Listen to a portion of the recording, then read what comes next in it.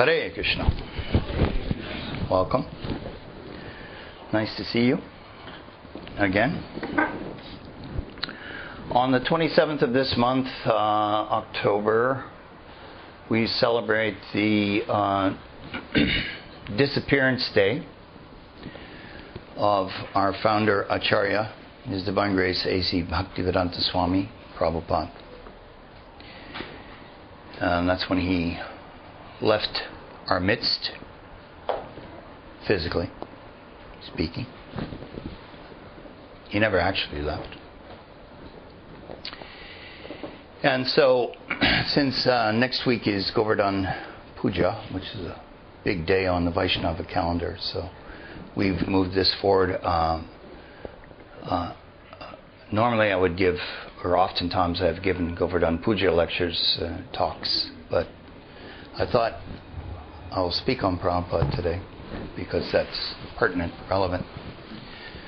I had the honor and the great good fortune of being initiated myself by Prabhupada when he was present on the planet. I came to Krishna consciousness 1972. I got my first initiation in 73. And I got my second initiation in 75. Prabhupada was present at both initiations. The first one took place in New Vrindavan in West Virginia, farm community.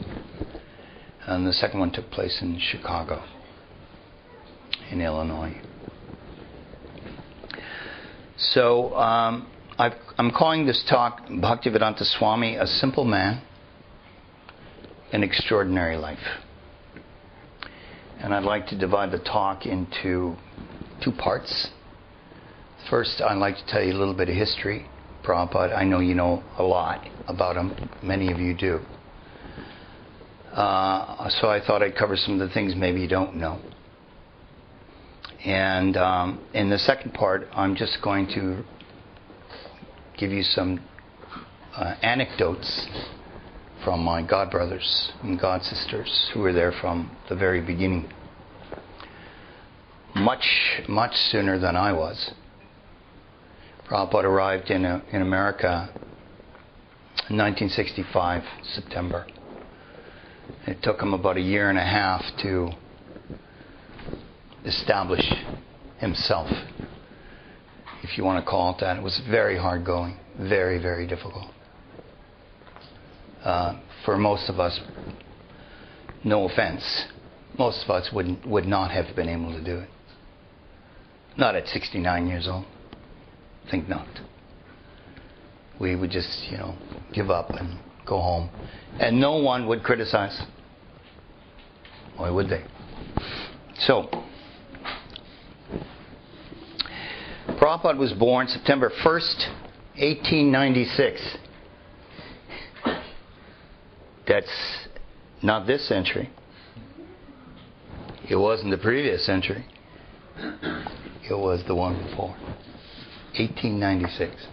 You don't hear too many people, if it were speaking in common parlance, you start talking about somebody who's born in 1896. Oh, you mean a historical figure? No, not really. I just mean Prabhupada. It's pretty pertinent, even today. He was born in Kolkata. And the day was Nandotsava. The Utsava, the celebration of Nanda Maharaj for Krishna. Krishna had been born, not in 1896. Okay, let's get that clear. Krishna had been born 5,000 years earlier in Vrindavan, actually in Mathura, not in Vrindavan. And so Nanda Maharaj, the father of Krishna, what do you call it? What kind of father? Foster father. Thank you. Of Krishna, was celebrating. You have a big day. When the child's born, you celebrate, and it's kind of like a coming out of sorts. And you speak with the Jyotishi, the astrologer. He explains the birth chart. Not everything in detail. some things out in front of everybody gathered at the party, at the event. Said some nice things. Doesn't say everything. And at that time, the name is chosen. The name is not given at that time. Not typically. And this is generally 10 days after the birth. How will you name the child without knowing who the soul is? How? What do you mean, how? We picked the names before the baby came out. Yeah, I know. We do it in the Western world. How do you know who that soul is? Well, what do you mean? Just what I said. You don't. That's what the birth chart, the astrological horoscope is about. It tells you who it is. I'm here. Oh, you again. Back again in this lifetime. So, those things were determined. And anyway, Prabhupada was born on the day that this celebration was followed each year. As a child, Prabhupada recalled that every morning he would wake up to the sound of the arati bell ringing. And his father would be doing the puja, offering the arati ceremony to the deity on the altar in the home. And bowing down, doing his pranams to Krishna, to God, in the home.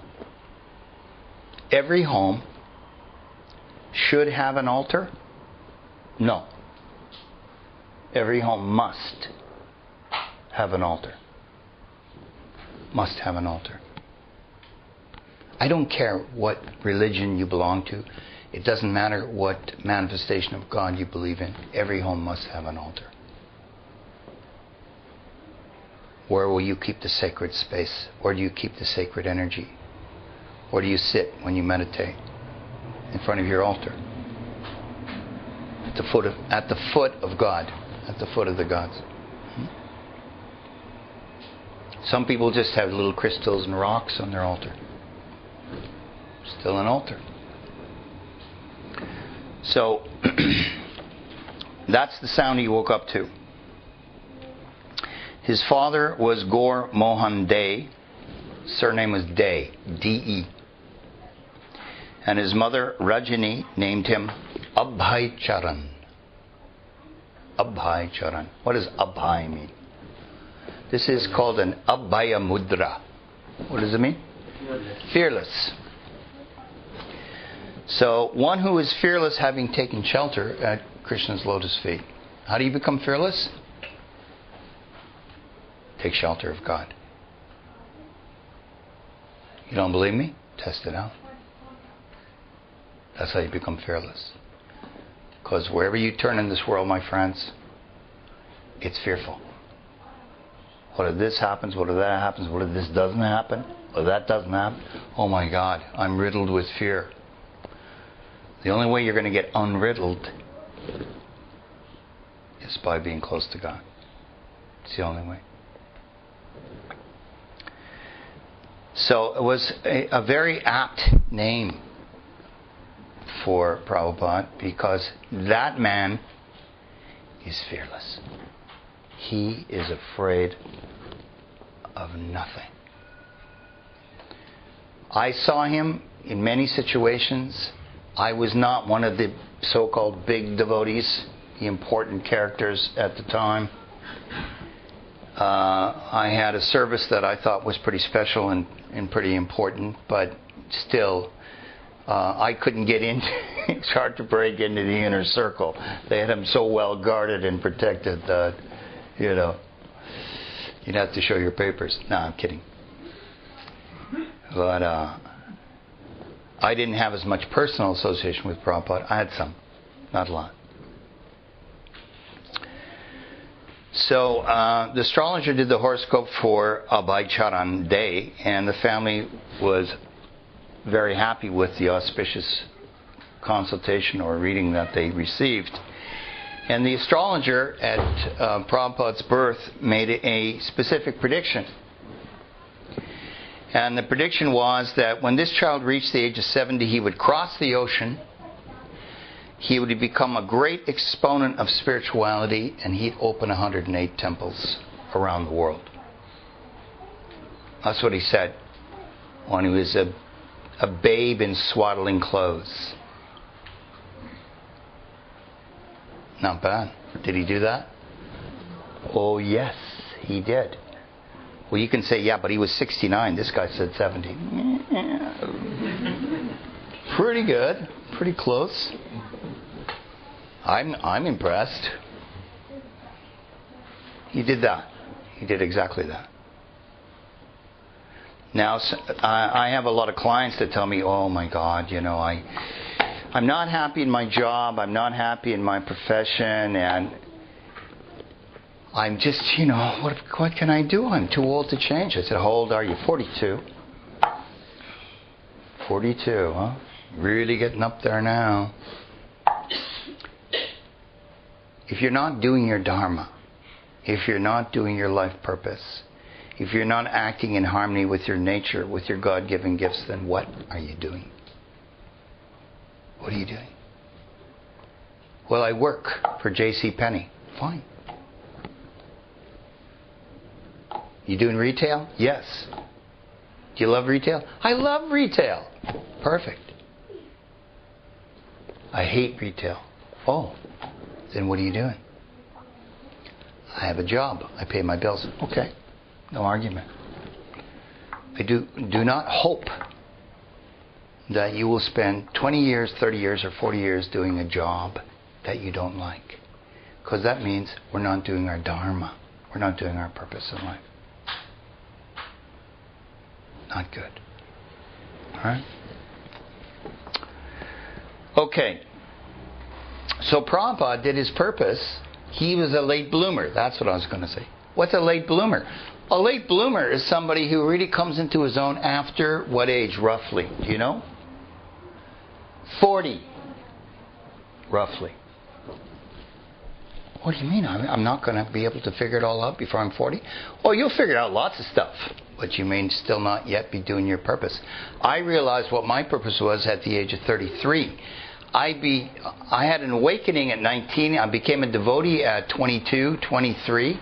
I realized what my life purpose was at age 33. And when did I start doing my life purpose? 39, 40. Well, why didn't you start sooner? Because I had a job and I was paying the bills.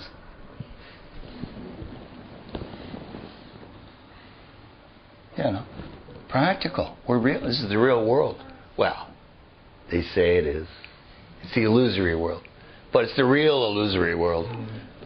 The bills must be paid. Right? So there's no criticism there. Right?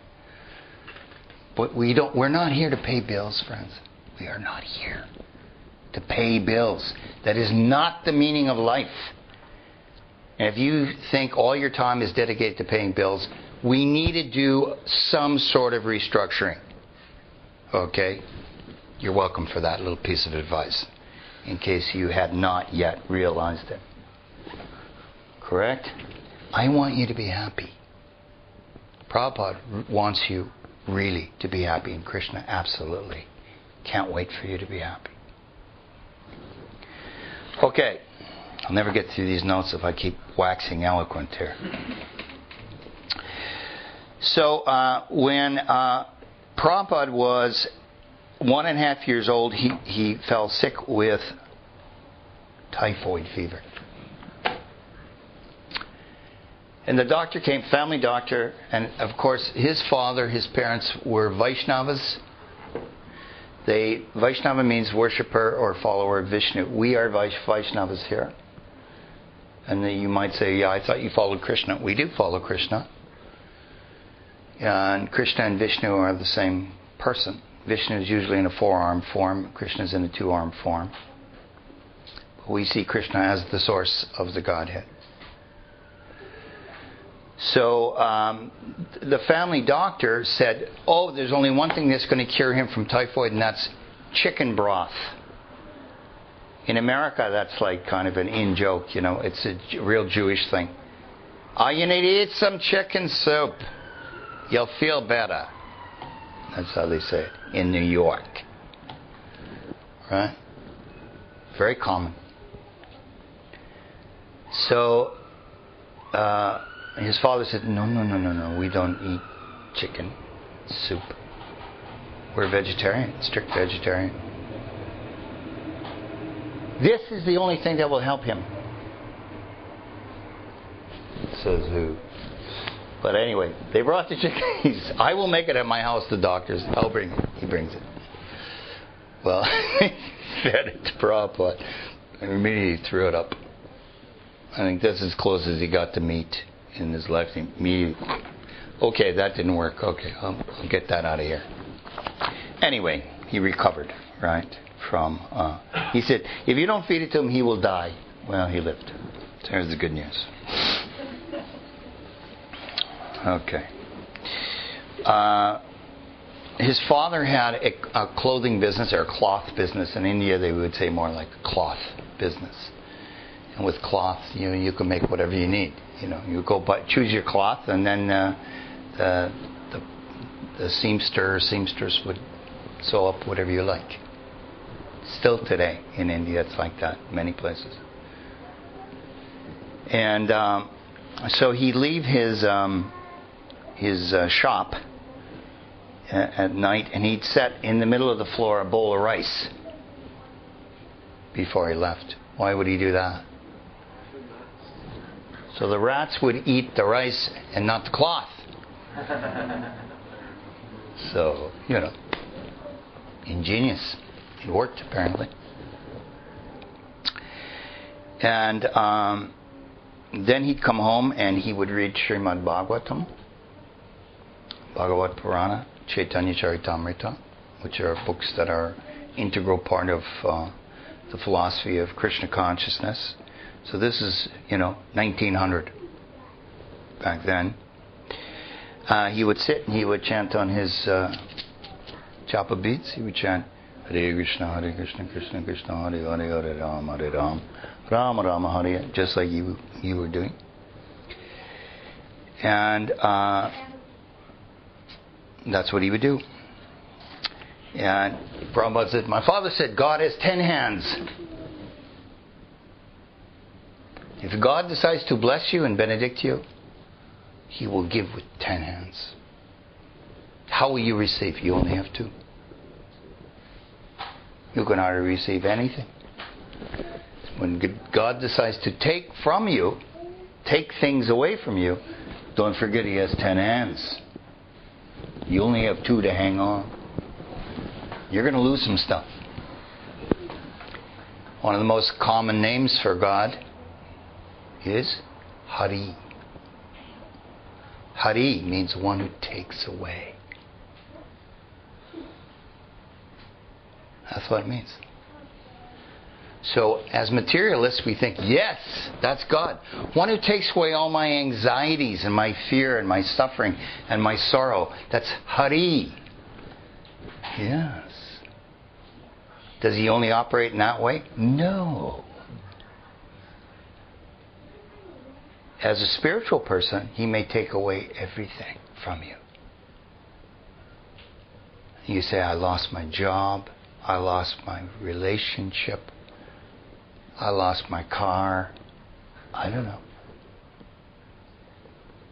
And it's all, these are all terrible things. Well, sort of, on the face of it. Maybe your prayers, but I want to become closer to you. I want to come close to you. Please, please help me. Help me to learn to love you and come close to you. Okay, well, let's just move some stuff out of the way so we can make that happen. Oh, I didn't ask for that. I thought you wanted to become close to me. Now, I'm not saying it only happens that way, because it happens any way you can imagine, every which way. But that too is Hari. One who takes away. Where do you think the name Harry comes from? Okay.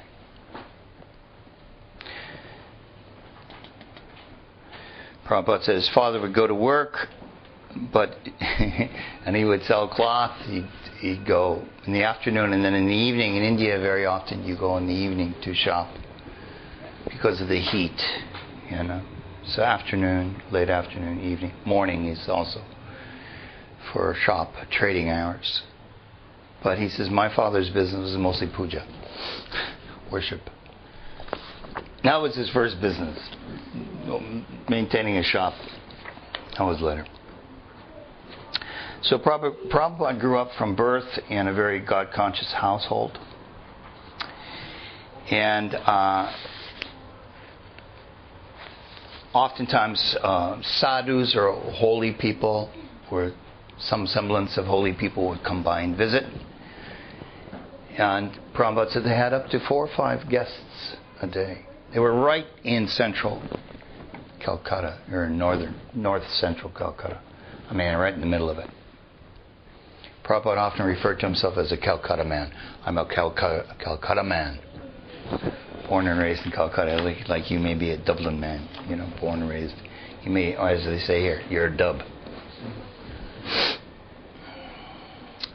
So he would ask, Gaur Mohan Dey would ask the sadhus, please bless my son so that Srimati Radharani, Krishna's consort, may be pleased with him and grant him her blessings. That was his prayer. He wanted Prabhupada to become a God-conscious person. More than anything. More than anything. That's what he wanted. That was his prayer. And he was on that level of God consciousness. And Rath Yatra ceremony, the chariot festival, the big cart festival, they have it every year here in the summer. No? And around the world. It's now around the world. How did it get around the world? Prabhupada spread it around the world. So even as a child, they had a little cart for him, and he would pull the cart with a string or something or other down the street, and they would chant and pull Jagannath and Baladev and Subhadra in the Rath Yatra cart. Okay.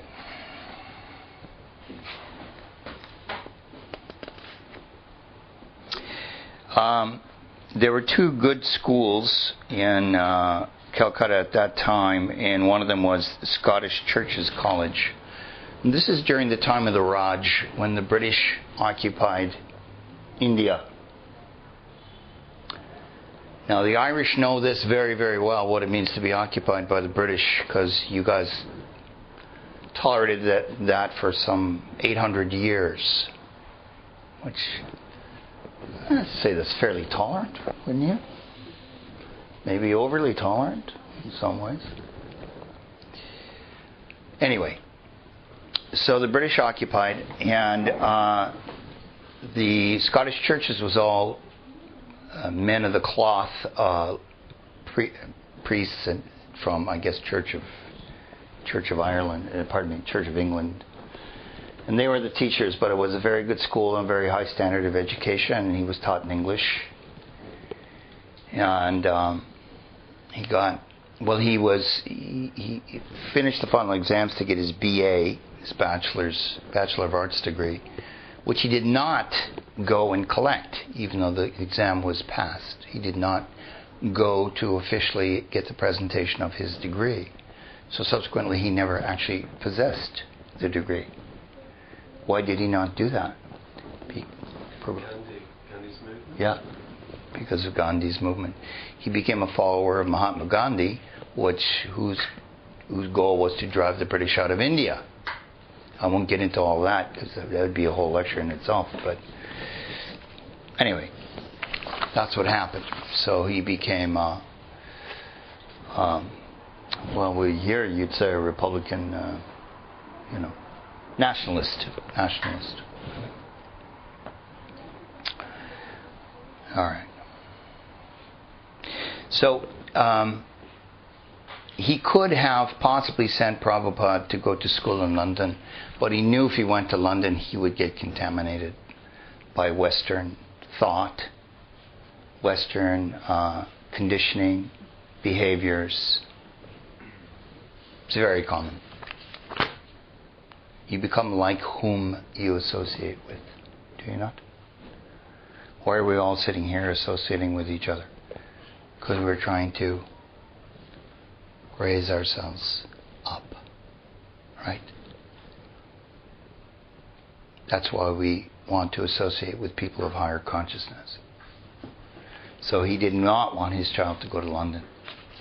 So it all worked out well from that point of view.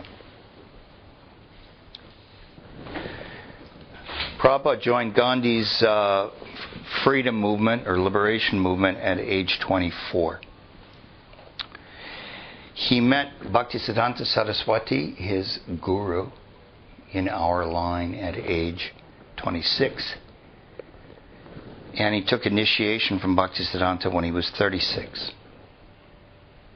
First initiation. And Bhaktisiddhanta told him at that time, if you ever get any money, besides to maintain your family, print books.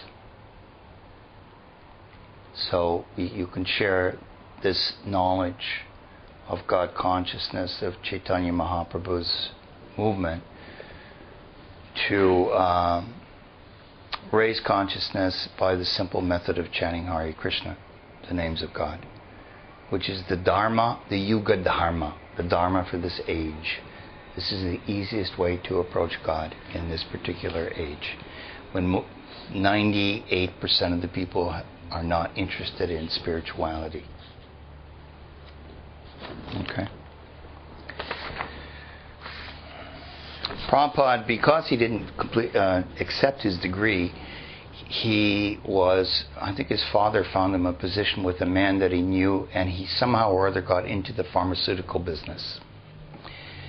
And he had his own pharmacy, and he was selling pharmaceutical products, going from place to place. This was the main thing he did throughout his life. As a householder, he had gotten married, and he had, I don't know how many kids he had, 4 or 5. And so to maintain his family, he lived in different cities in India, traveled around a bit. And that's what he did. Whereas Bhaktisiddhanta's other disciples were sannyasis or renunciates or lifelong brahmacharis, and they were just living in the ashram and, doing priestly things. So Prabhupada stayed with his family and did all that as a householder, which is fine.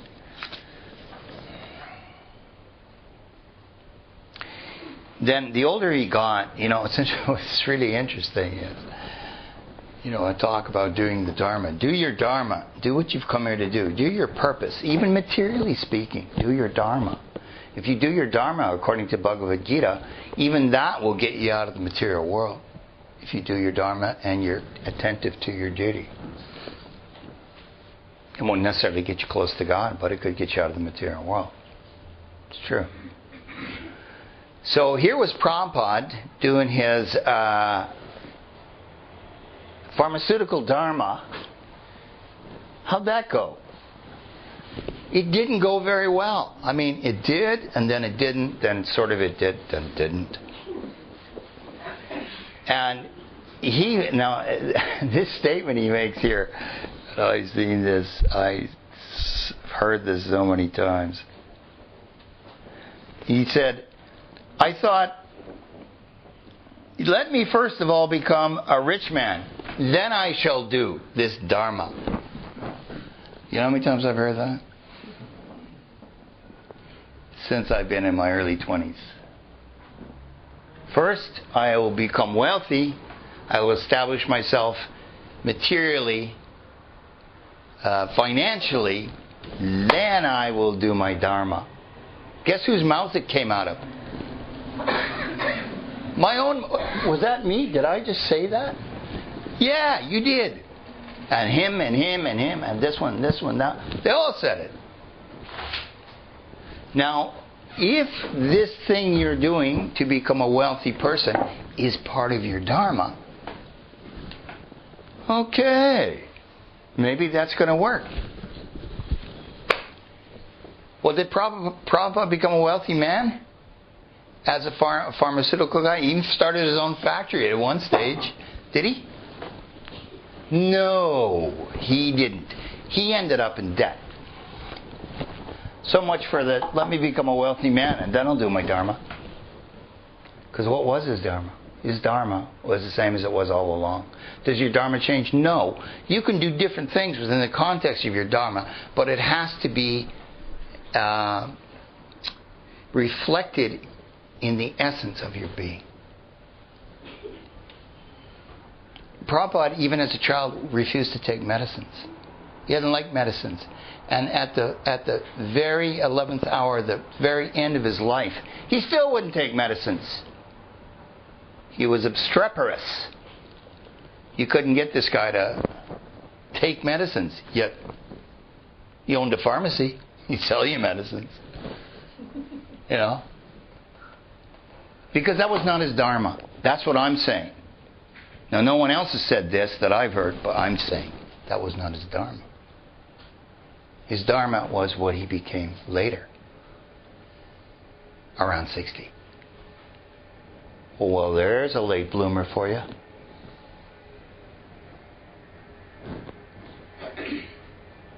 And we've all benefited from his late blooming. It's all a journey.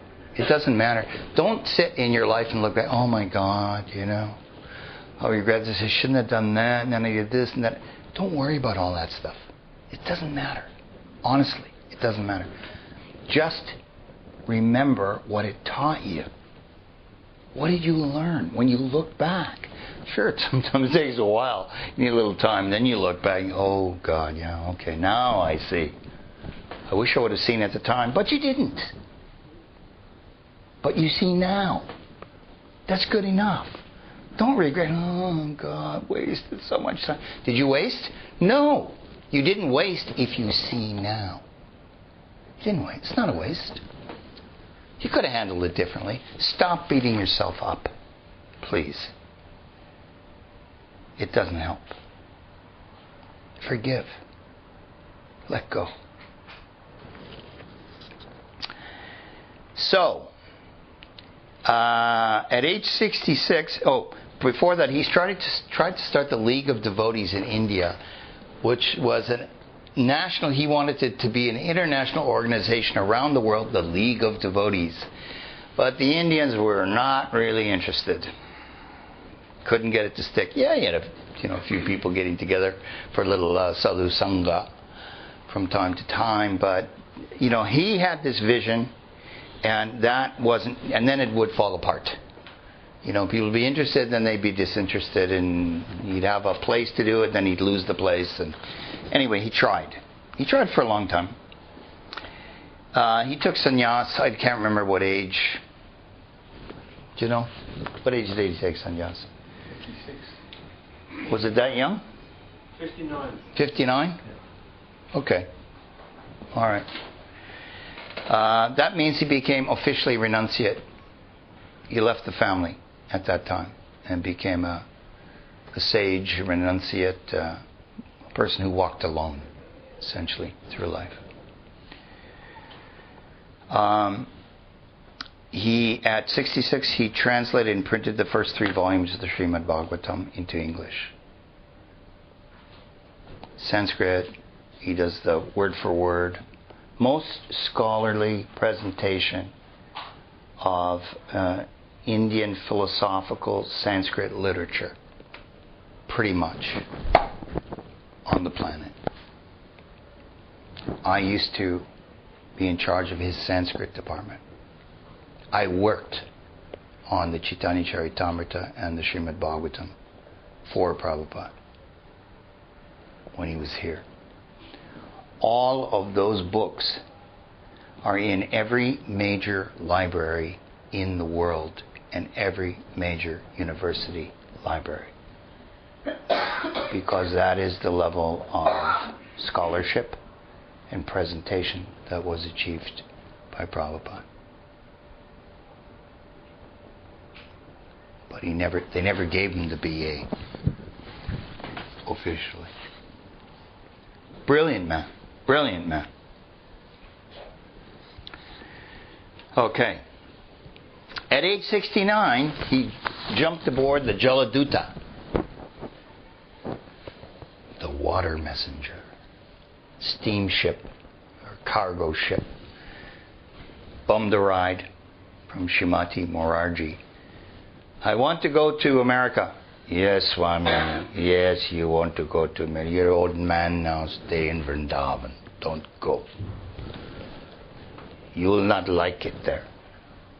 Do you have any money? No. You will not like it especially. America. So finally he convinced her to give him free passage on the Jaladuta cargo ship. They gave him cargo boat, so he got one of the little cabins made out of iron or whatever they're made out of in a cargo ship. And off he went to land in Boston Harbor and then to go to New York. On the way he had how many heart attacks? Not heart attack, yeah.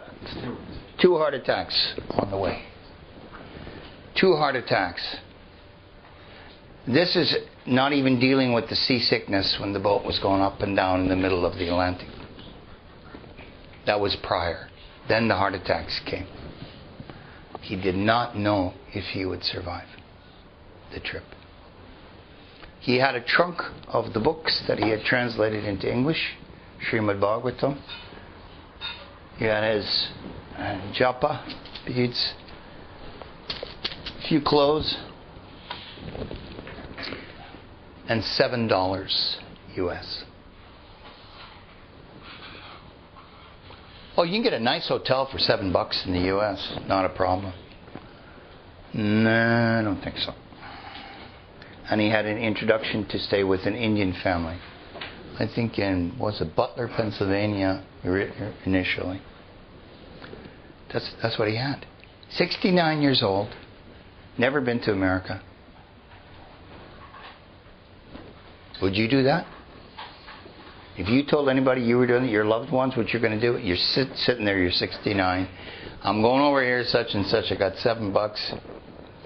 I got somebody's phone number in my pocket.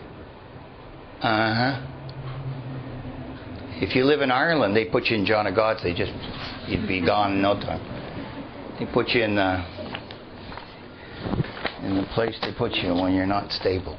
Let's put it like that. So that's why the woman that owned the steamship line, she didn't want to see him go. She felt responsible. Anyway, he went. Did he make it? He made it. He survived the heart attacks.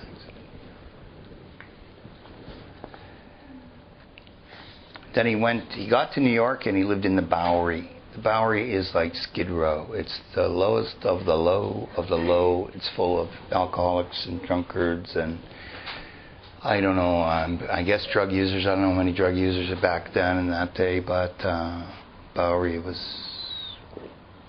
pretty low. And that's where he lived for the longest time. There were people he met that helped him from time to time. On the ship he wrote, "Today the ship is plying very smoothly." That's nice.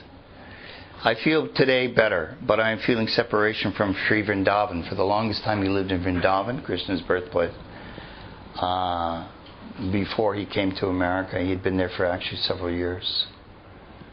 And that really became his home. He stayed in the Radha Damodar temple. It's still there today. And they still keep his rooms for him in perpetuity. And he said, I'm feeling separation from Sri Vrindavan and my Lord Sri Govinda, Gopinath, Radha Damodar. These are the different deities of the different temples in Vrindavan. Vrindavan is a small village. It's getting a little bigger these days.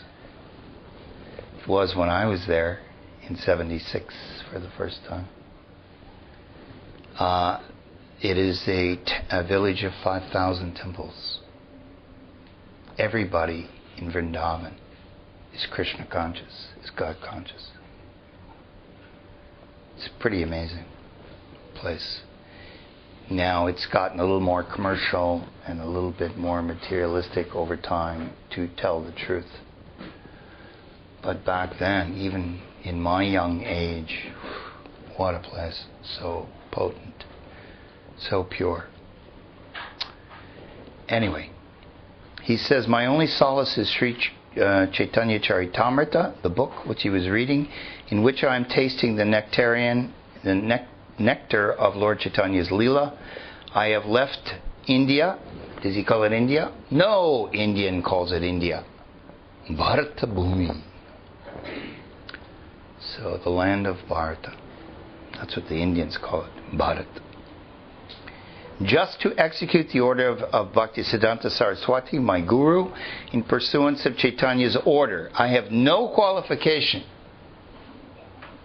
He says, I have no qualification. Well, I know you got no money. And I have no qualification.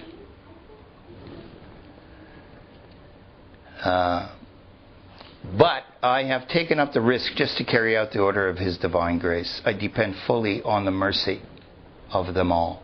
So far away from Vrindavan. Far away from Krishna.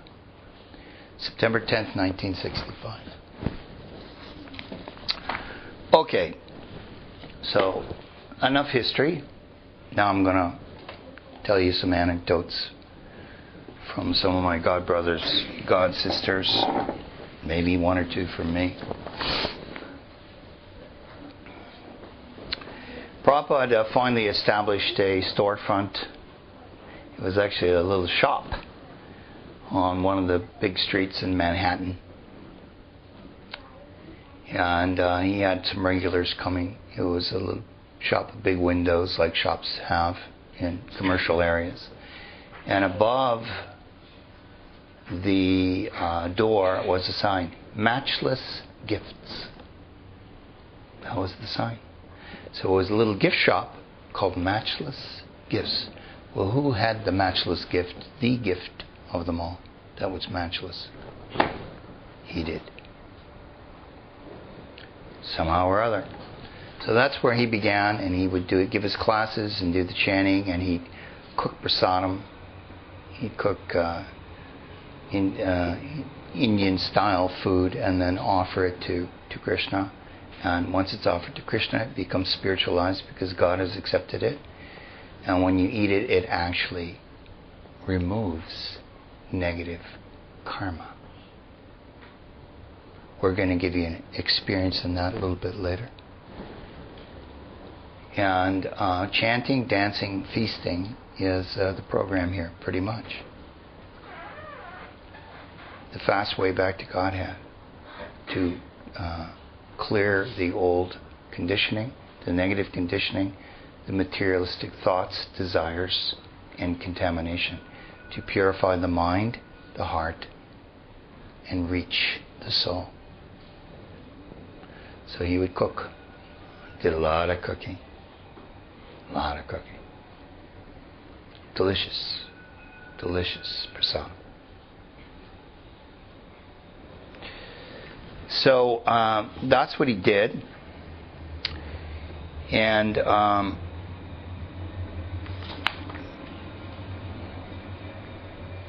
one evening he had a stroke. So now he's what? 70. He had a stroke. At the time he had the stroke, he was sitting and he was teaching class. And he was teaching from the Chaitanya Charitamrita. No, sorry, from the Bhagavatam. He was reading the story of Prahlad Maharaj. And he was explaining the story. Prahlad Maharaj was a pure devotee, a devotee of Nrsimhadev, another expansion of Vishnu. Beautiful story. And he had a stroke and he collapsed. He fell over. He was in pain. Now, what would you do if you had a stroke? You'd ask him, call an ambulance. Somebody call an ambulance. Dial 999, 911. Quick. Get a doctor. Bravo, we'll call an ambulance. No. was like this. He said, lift me.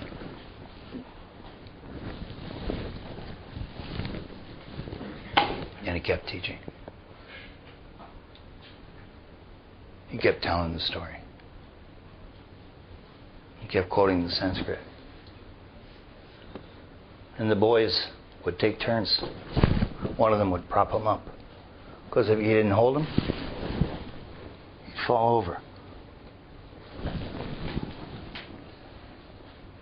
Who does that? Who? Do you know? What if you had the struggle? Would you do that? I don't think so. That's what he was doing. And the devotee Govinda Dasi, who was a friend of mine, wonderful devotee, right from the beginning. Beautiful spirit. She says, even though he was clearly suffering and at a very critical time, hovering between life and death, he didn't care. He didn't care. Oh wait, I might die. And? What else is new? For sure I'll die. Today? I don't know. Maybe. Obviously he's ready. He's reading Bhagavatam. What else should he do? Right? Then she says, he only cared about teaching us. That's all he cared about. She said she was deeply affected at that moment and realized a lot of things. How much he loved us. I'd never seen such selfless, pure love before in my lifetime.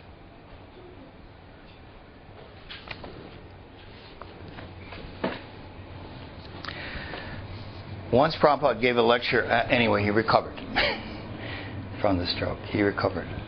He always recovered. You know.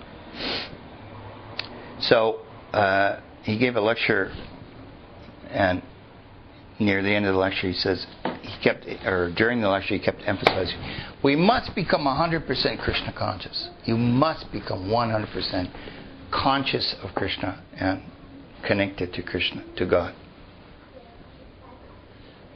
And then he ended the talk. And the devotees were all like,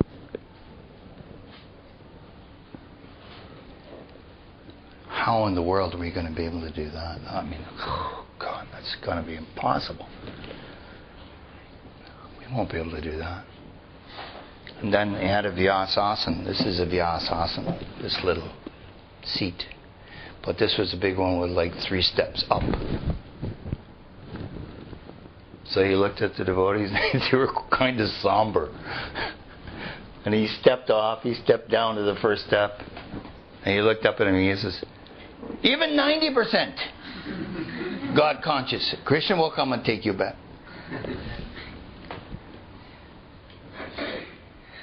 Eyes brightened. Then he went down to the next step. Even 80% God conscious, Krishna will still come and take you.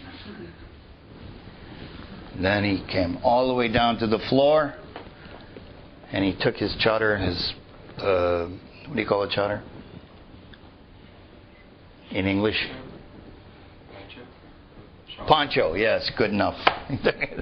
His chadar, his wrap. He threw it over his shoulder, and as he began to walk away, he looked back at what he said, even 70% God conscious, Krishna will still come and take you.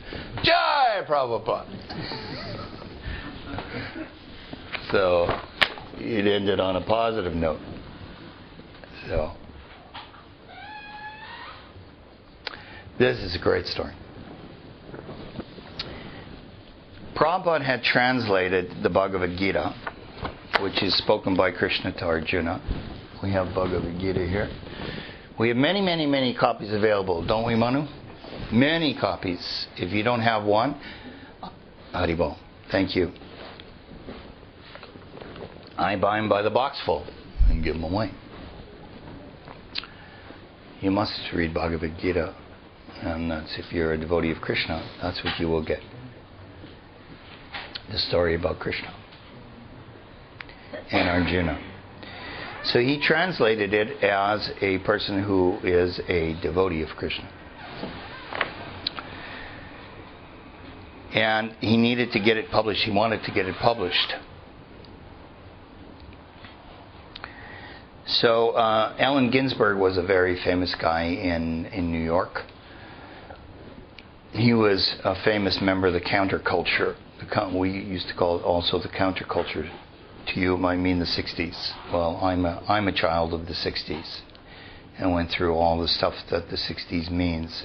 And that's when there was a huge awakening in consciousness, an expansion of consciousness, not only in, more or less it began in San Francisco, in California, and also in LA, also in New York, but it spread around the world. So Allen Ginsberg knew a lot of people. He loved to chant Hare Krishna. He helped Prabhupada in a number of ways. He was quite famous. And he was a poet. He was a poet. That's what he was. He wrote poetry. He had a publisher. So he tried for 6 months with no luck to get Prabhupada's Bhagavad Gita published. Then another devotee tried. He sent it to academic publishers. They were not able to get it published. And then one day, Brahmananda, who is my god brother, who was one of the first people to be with Prabhupada from the beginning, he's still around. He used to help Prabhupada with his mail, answering his mail. Prabhupada would dictate and he would type, and he'd do secretarial stuff. And they received an order for this recording Prabhupada had made called the Hare Krishna record, where Prabhupada was chanting Hare Krishna. And they made one record. And that was the first one that was made. And there was an alternative radio station, like what do you got here, a pirate radio station or something or other, alternative radio station, who'd play this recording 10 hours a day. And just Prabhupada chanting Hare Krishna. I'd say they were way ahead of the curve on that one. But so this guy, somebody sent a request with a check. Please send me the record, a copy of the record. And it was on Macmillan Publishing letterhead. Macmillan was one of the biggest publishers in the world at the time. They had their head offices in downtown Manhattan. And Prabhupada said, look, Prabhupada, it's on Macmillan letterhead. It's Macmillan, the big publisher. Okay. Prabhupada said, yes, what we will do with this, you will go to Macmillan. You will bring the record. You will give it to this man here, this gentleman. And then while you're there, you will see if we can get the Bhagavad Gita published. And he said, oh, okay, Prabhupada. Brahmananda says, I didn't know what to do. I didn't know which way to turn. I didn't know. So he got on a suit, put on his business suit, and he went to Macmillan. He found out the guy that one. He delivered the record to the guy in the accounting department. He said, oh my God. Accounting? He's not going to make any decisions about publishing. He's just keeping track of stuff. So that's what he felt, you know. Then all of a sudden, as he's sitting there with the accountant, who was very happy with his record, the door opens and in walks another gentleman, and the accountant introduces him as the editor-in-chief at Macmillan. You're joking. Nope. There he was. Senior editor. And Brahmananda stands up, shakes hands with him, looks him in the eye and says, I have a Bhagavad Gita to publish. And the editor says, a Bhagavad Gita? Yes. By a Swami? An Indian Swami? Here in New York? He wrote it himself? Is it complete, the entire Bhagavad Gita? Brahmananda said, yes, yes, yes, yes, yes, and yes. To everything. It's complete.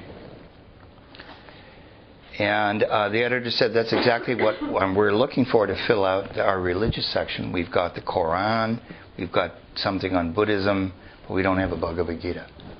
We will publish it. Did they read the manuscript? No. Did they read a sample? No. He asked Prabhupada, let me bring the manuscript with it. No. Don't bring it. Just ask the right person. So that's when he got the green light for the publishing. Of course, they got the manuscript and everything went. Macmillan was... how many Bhagavad Gitas is it? Do you know how many Bhagavad Gitas in that Macmillan edition were sold? At this point in time, they're in the millions because they've been... Prabhupada's translation is in so many languages now around the world. So there you have it. So Brahmananda flew back to the ashram and told Prabhupada, they will publish your Bhagavad Gita. Prabhupada said, yes, I know, thank you. What we used to say, or we still say in the ashram, is it is Krishna's arrangement. Krishna has arranged it, has ordained it. If it's meant to be, or we say too, as you know, you say, if it's meant to be, it will be. If it's not meant to be, there's nothing you can do to make it happen. Correct? We all know that on a whole other level, don't we?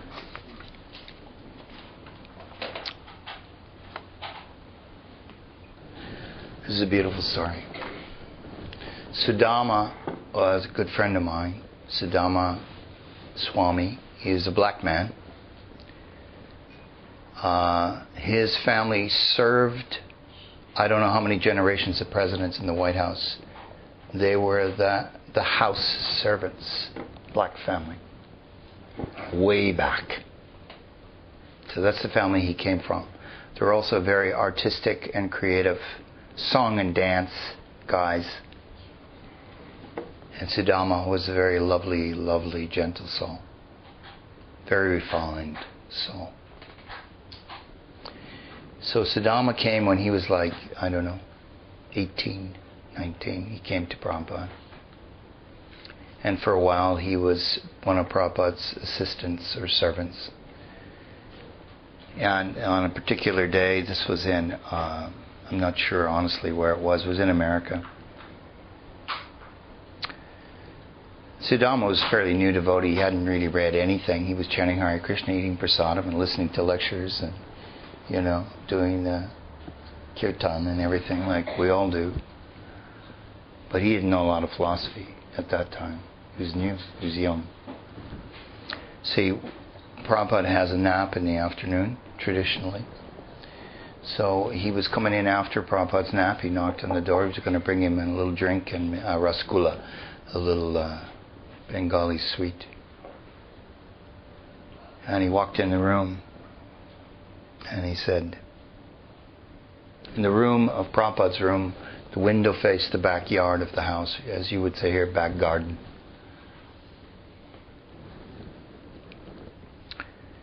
He said the whole room seemed to shine with a purple and gold glow. There was an amazing energy in the room. And Prabhupada was quietly chanting and crying. Tears of ecstasy coming down his cheeks.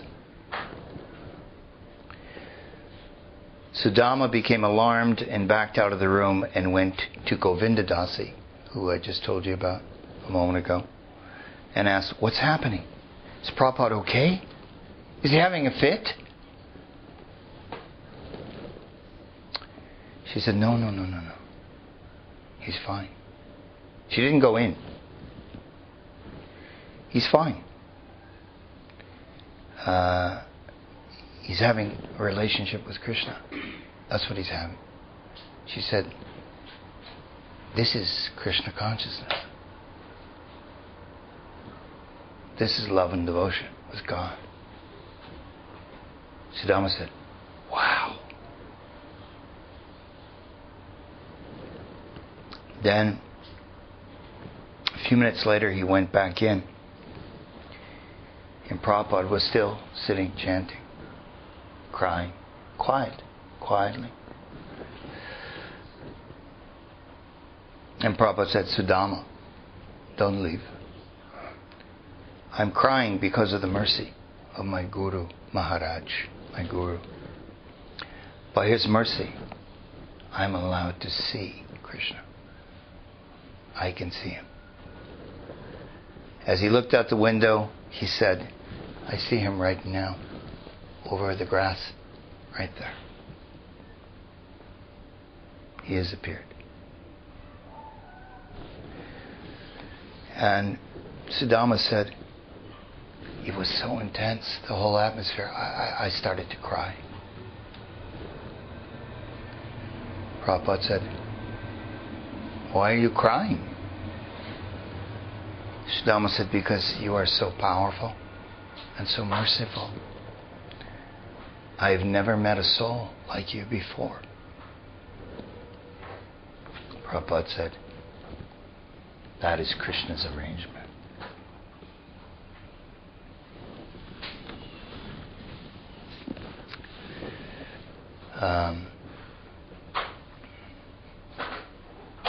When I was 19 or 20, I had my awakening. Then I had a house. I got my own house. I didn't buy the house. I rented the house. I think it was like $70 a month. Tell me if you can find one in Dublin City Centre for that, okay? Nowadays. And they were producing spiritual sky incense, as they still do nowadays, with spiritual sky incense. And I lived right in the middle of Canada in a city called Regina. I mean, this is the city, when you fly across Canada, it's the one you always avoid. You fly right over. Are we going to that one? No. There's nothing there for you. Just keep going. Toronto, Vancouver, Montreal. So we're right in the middle of nowhere, no man's land, agricultural area. It's a small city, 100,000, 150,000 people, very small. So if you wanted anything, you had to order it by mail, by post. So I ordered spiritual sky incense because I've been going through my awakening into yoga and meditation and Eastern philosophy, which I was magnetized by. So I'd order spiritual sky incense. And I didn't order. I saw some of that in the shops. But then on the packet it said you could order the Radha Krishna Temple album that was produced in London by the devotees. I said, I'm going to order that. And then I ordered that. And I was listening to all the chanting. Well, I would listen to it day and night and day. It just put me in this whole mindset, And then the next thing that came was read the Bhagavad Gita by this same person, Bhaktivedanta Swami. Well, where am I going to get that? Got to order it. Don't have it in the shops. I ordered it. It came. That summer I read the Bhagavad Gita when I turned 22, and it changed my entire life. I'd go down to the park. I'd read Bhagavad Gita. Sometimes I had a little rubber dinghy. I'd paddle out in the middle of the lake, and I read Bhagavad Gita in the middle of the lake on my rubber dinghy in the beautiful sunshine. That was my summer. And everything changed. And I thought, oh my God, here I am in the middle of nowhere, Regina. How do I get any access to any of these people? No one ever comes here. They didn't. Big, singers and big concert acts, and they never came to Regina. So one day I walked down to the city center downtown. On the corner are two Krishna devotees in saffron robes handing out incense.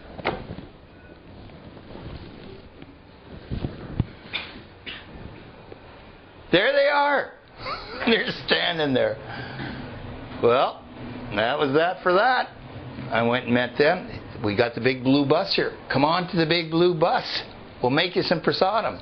Yeah, when am I going? How about tonight? Perfect. What time? I'll be there. So I went with my girlfriend and we went and we got on the big blue bus and we had the most delicious food we'd ever had in our lives. They pulled out all stops for us. I didn't know what it all meant at the time, but God, it was wonderful. Now, then one of the devotees opened up a temple in Regina, and Krishna took 5 of us out of Regina, 5 souls. He sent the devotees, he even opened up a temple, and 5 of us became devotees. I thought that was a lot to do just to grab 5 of us, but it was Krishna's arrangement. So, that was my side of the story. And then when I became a devotee, I moved to Toronto immediately. Sometimes Prabhupada would be... he'd scold the devotees. Well, they needed training. They needed upbraiding too. Sometimes he'd scold them, but he'd say, always he did it out of love, always out of love, not ego. It was never a question of his ego. No one ever walked in and said, "What kind of mood is Prabhupada in today?" No one ever said that. You know how that goes a lot of times, right? What kind of mood's he in today? Should I go in and tell him? You see this at work? You see this at home? Yes or no? Oh no, don't tell him that today. That's the last thing you need, right? That's because those people, God bless them, are not transcendental. You know, whatever the mood is, that's what's gripping them, and they can't separate one thing from another. So Prabhupada would say, he said, if I don't forgive you, don't worry. Krishna will forgive you. Prabhupada always forgave them. And if Krishna doesn't forgive you, don't worry. Radharani will forgive you. Radharani will always forgive you.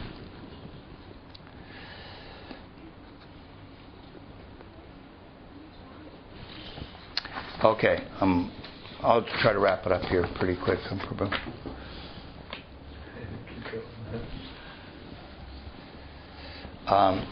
Prabhupada organized, he used to go from village to village. He always had this dream of going from village to village in India and chant Hare Krishna and have Sankirtan, congregational chanting, and then cook prasadam and feed the prasadam to the villagers.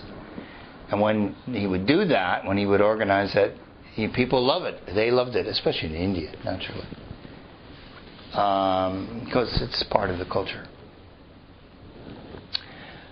So at one stage, they inaugurated the bullock cart traveling Sankirtan party. So they had a cart, and it was pulled by 2 big bulls, 2 bullocks.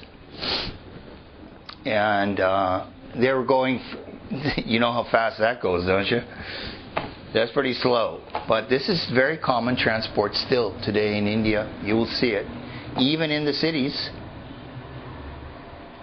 Very commonly in the rural areas. Very common. For farming, but also for transportation. And so they asked Prabhupada to come and bless the bullock cart, and because they're heading off, they're going to go to their first village in Bengal. It was at that time, I think. So Prabhupada approached the bullocks. He pulled some grass out of the ground and he fed the 2 bullocks. He touched them on the heads, and the bullocks, they're big. I mean, huge, big horns, big guys. And he said, these bulls are carrying Gaur-Nitai. They had the deities Chaitanya and Nityananda on the bullock cart, the manifestations of God in deity form. And he said, they're carrying Gaur-Nitai for all to see. These two bullocks will go back home, back to Godhead. They will not have another life here in the material world. They're serving the Lord directly through the deity form. My friends, if two bullocks can go back to Godhead and not take another birth, what about you? A little service rendered to the deity, come and help the devotees, make a donation, whatever. Do something. Do something for God. Don't just ask God, what have you done for me today? Ask God, what can I do for you today?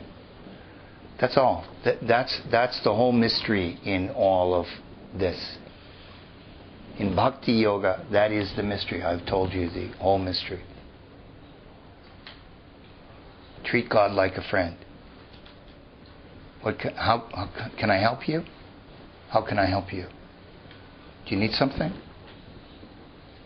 If I asked you right now, I could really use a glass of water. Thank you, I have one. But if I looked at you and said, I could really use a glass of water, what would you do? Well, let me see if I can get that for you. Right? Wouldn't you? Anybody would. This is a beautiful story. Beautiful story. In Delhi, there's a wonderful devotee named Atma Tattva. He's a South Indian devotee. Lovely man. He was way back in the day. And they have a beautiful temple there now. It's a spectacular temple in Delhi. But this is long before that. And one morning after the morning program, when the deity is open, you sit, you chant in front of the deity. Atma Tattva was cleaning the temple room, sweeping up, cleaning up. And there was a man in his 60s there. And he said,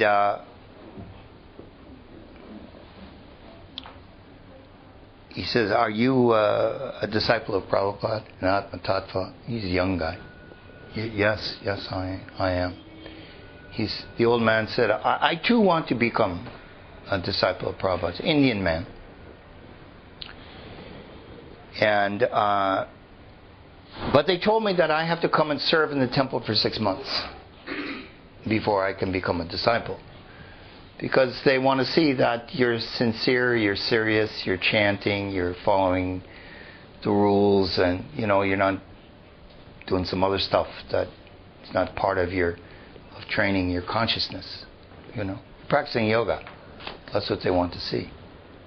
And then maybe you get initiation. So he says, but I cannot. And he lifted up his pant leg, and his leg was all swollen. I didn't say what, maybe diabetes or something like this. I don't know. He couldn't serve. Not practical. He says, can you please ask the Swamiji if he will accept me as his disciple? And he says, you can go to ask him yourself, because in the evening he has darshan, where you can come and see him and ask questions, talk, whatever you like. Come this evening. So he came, and in fact, he was the first one there, and he brought a huge big plate of offering for Prabhupada, and made the offering, and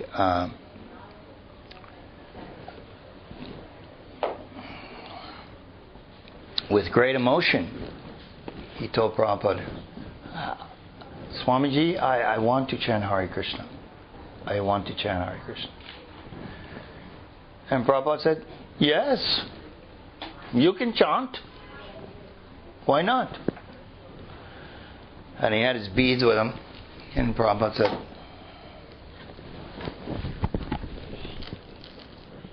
reach for the beads. And he started at the head bead. And he started to chant, And he chanted. Now what you do when you get initiated by Prabhupada, he takes your beads and he would chant one round on your beads for you. And then he would give you the beads. And he would give you your spiritual name. Dikshanam. That's how it was done. When it was in its earliest point, believe me, early on. That's how it was done. Prabhupada handed me my beads. I don't know if he chanted on them, and he gave me my name. He looked at me and says, chant Hare Krishna. I said, thank you, Prabhupada. Your name is Duryodhana-guru, das. And I said,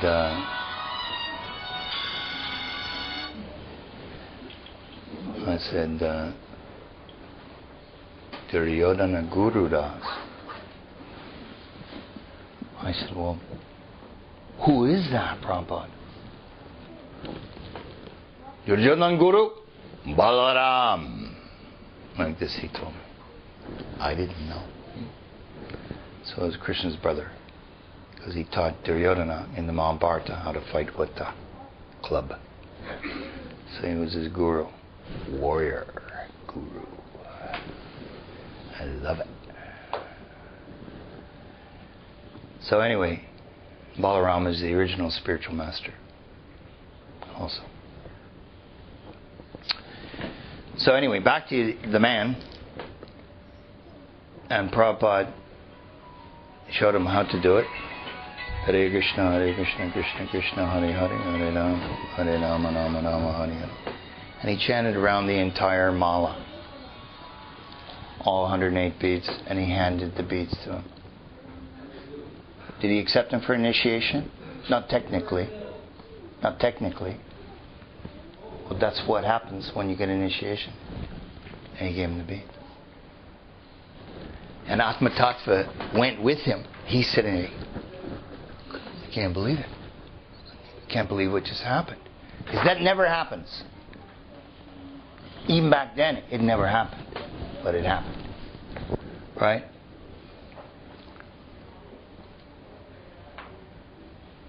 Atma Tattva, and then Prabhupada gave him the beads back. He said, now you chant Hare Krishna. That's how Prabhupada would say. Atma Tattva said he felt very blissful since the man had now been technically initiated by Prabhupada. Some months later, the man stayed in the guest house at the temple there. It was a guest house of some kind. He had a room. Some months later, Atma Tattva visited this man in the guest house, and he had a huge picture of Prabhupada on the wall. The man had put up a photograph of Prabhupada. And he was sitting there chanting away, just chanting, looking at the picture of Prabhupada, his guru. Why was he looking at the guru and not Krishna?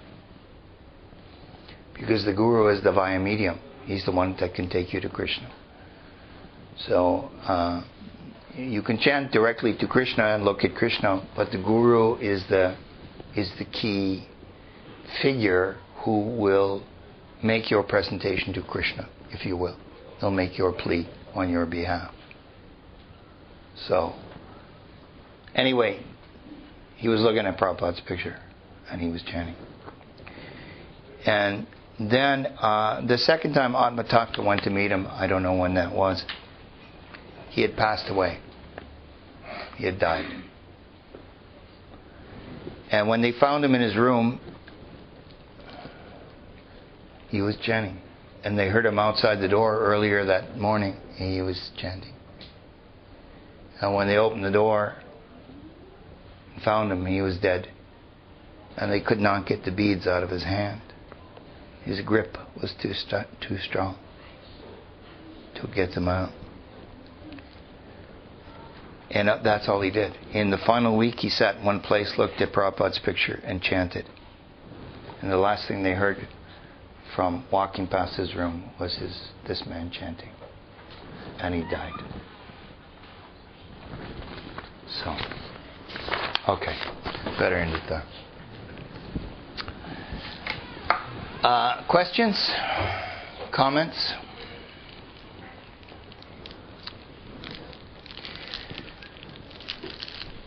Prabhupada's not gone. He's here. He's always here.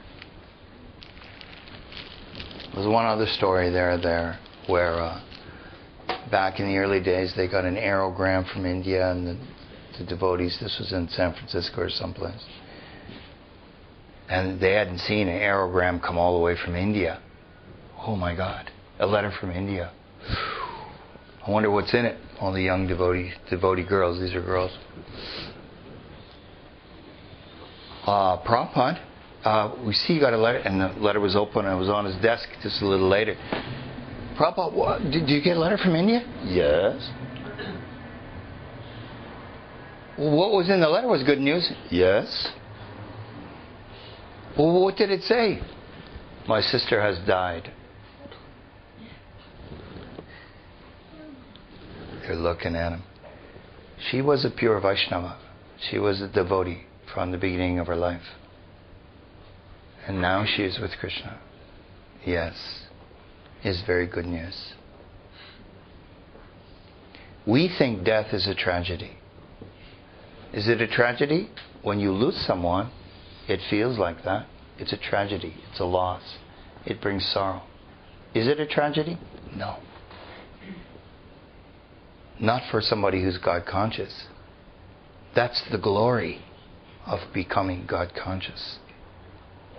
You get this death business out of the way and you're transferred to the realm at which you properly belong, where the soul must go, inevitably. Right? Makes you look at death a little differently. Prabhupada was always on the absolute plane. Sometimes people say, Prabhupada, my loved one's got cancer. Mm-hmm. Well, what should we do? Chant Hare Krishna. Get close to Krishna. But she may not live. Chant more. It's not a negative thing. It's a positive thing. If you look at it from the right perspective. Jai Gurudev, Jai Srila Prabhupada, Hare Krishna.